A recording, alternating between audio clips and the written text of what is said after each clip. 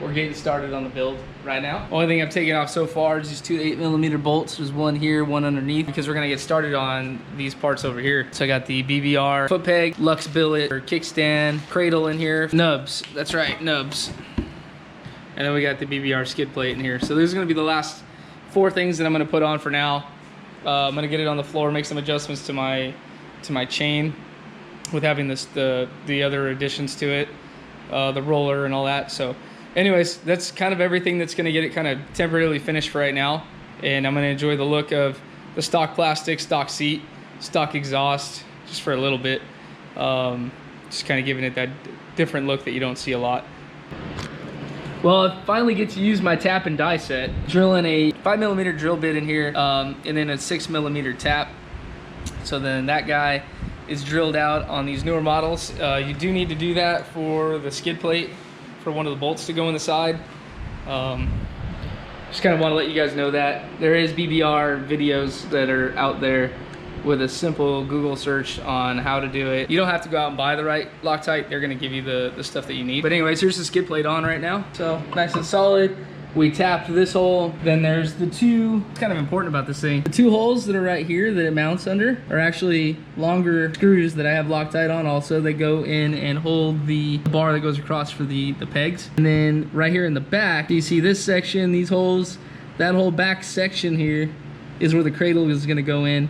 And it's gonna help sandwich and kind of support and hold those other 2 bolts. There's a total of 4 to hold the pegs in there. So that thing's gonna all get taken care of. Then we can put on the bigger pegs, and that added stress is gonna have some extra stability underneath there. All right guys, here's what we got from nubs right here. We also got the replacement screw, and then we got this screw that goes all the way across. It's gonna also help it support everything in there. So it's gonna sit on the bar in the back. It's gonna have a bolt that goes through, and then it's also gonna also rest up against the peg mount. I actually completely forgot I got this. This is the shift shaft brace, and obviously I'll show you guys that and why that's important for when you crash and stuff. The shift shaft comes off like super far out underneath the bike, and it's too much leverage. So we'll get into that after. So there it is installed. If you guys can see that. You also see where it says nubs in there. Together, these 2 things are sandwiching this foot peg mount. So pretty excited about that. The whole underneath part of the bike's done. Now it's this, our little mystery piece that I forgot about ordering, and a kickstand. And then we are set.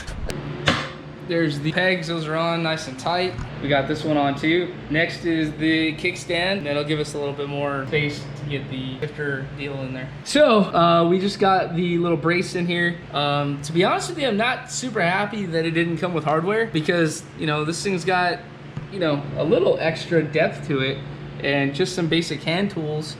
On this bottom one, feels like it stripped it out, and I'm not happy about that. Yet another negative thing, the 2 last things that I put on, this right here is extremely difficult to move. Maybe that's a good thing, considering it's longer.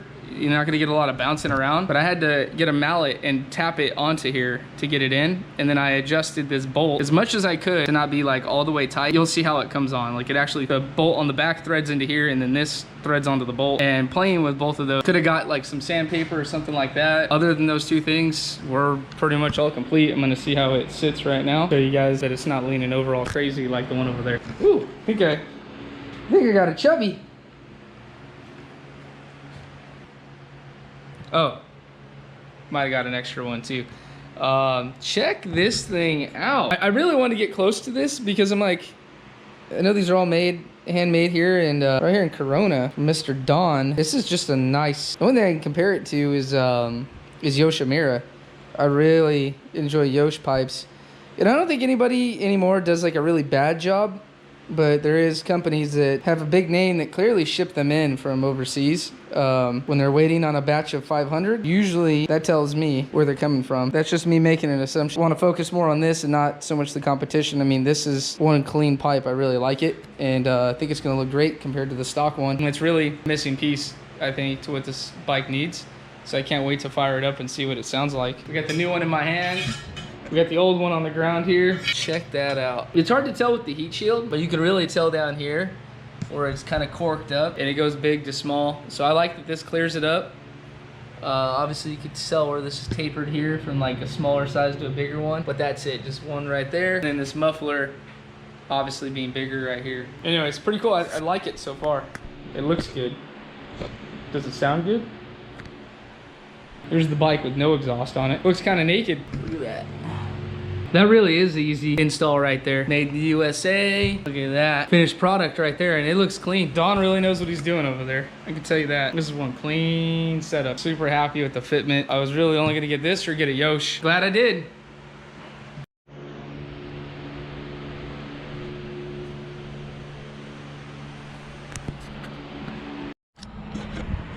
Hey guys, here's the finished product for right now. We have the rocket exhaust. Everything else we just covered right now in this video, which is taking the course of like probably 2 or 3 weeks to make. I did take this out to the desert and ride it, and it rides amazing. These tires hook up really, really well. So she just has one ride on it so far. Let's hear what it sounds like.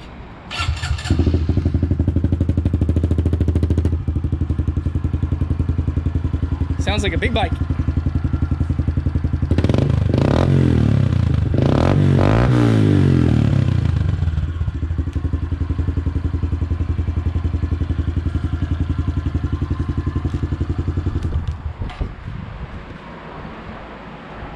Appreciate it, guys, and subscribe. You're gonna want to see what comes next. I have a bunch of other parts coming to get a little bit more power out of it, and you're gonna really like that next video, because if you want to do it, I'm gonna try to make like you know, an intake, modifications, and power, all that stuff for dummies video. Anyways, reason being is that it's not as straightforward getting the parts as you would think. So I want to kind of do like a full video on the whole thing on how to do it. That way you guys have no questions to ask me. Anyways, cool. Tell me what you guys think I should do next other than adding some more power. Did I miss something? You know, do you guys think maybe I should just do a seat? Should I do graphics? If so, what kind? Like, let me know down below. I really want to know what you guys think I should do next. Because I don't think she's done yet, but I really do like the way it's come out so far. It looks really, really good in my opinion. So let me know what you guys think. We have the exhaust. We're gonna get a tune intake, and I'm gonna show you guys all of what I have coming next very soon. So thanks guys, appreciate you watching. Subscribe. See ya.